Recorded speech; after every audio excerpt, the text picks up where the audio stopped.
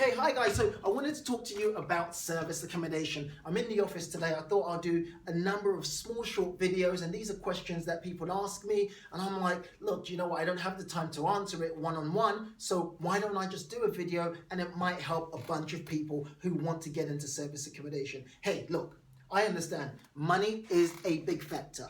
You've heard about service accommodation, you've heard about property, you've heard about rent to rent, and you want to get involved in the action. But hey, you don't have the money. So one thing that I do, and I recommend to a number of people, is JV with someone else. A JV simply means a joint venture, which means you both bring something to the table.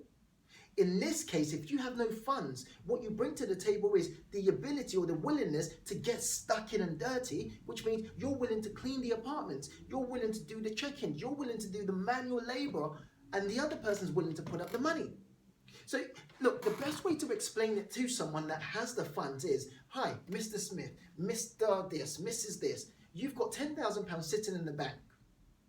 With the rate of inflation as it is, with the interest rates as it is at the moment, you're actually effectively losing money.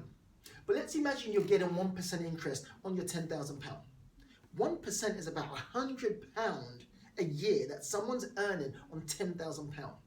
Now, let's play the market down, and let's imagine you find a service accommodation unit that's going to make you £400 or £500 per month.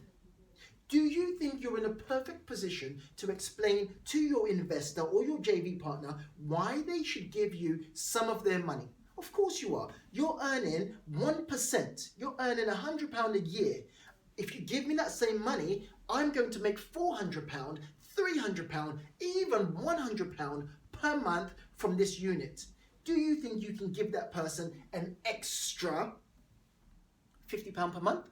An extra £100 per month, an extra £200 per month on their money? Of course you can.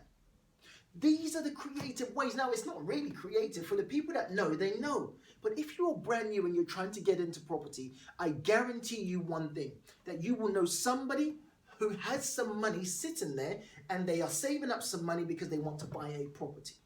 So look back at one of my other videos where I explained about the benefits of renting versus buying. Now, we all know someone who's saving money to buy a property the traditional way, which there's nothing wrong with. That's what they know. But they're saving up a 25% deposit. Your job is to say, hey, in the next year, if you bought the property today, friend, in the next year, what would the value of that property be?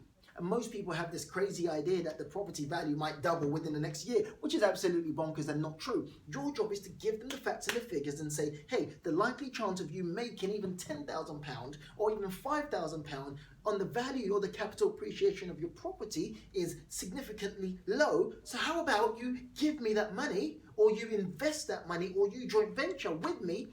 I will run a service accommodation business, or I will start a deal packaging business, and hey, this is the sort of return I intend to make. But listen, don't overpromise.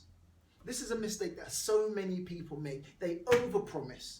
They say, hey, I can do this and I can do that, and hey, I read somewhere that I'm going to make £1,000 per month from this property that I'm taking on, and guess what? Because they've done their figures completely wrong, they end up making £300 or £400 a month, but you've agreed with your joint venture partner to give them £500 a month. So again, you have to know your numbers.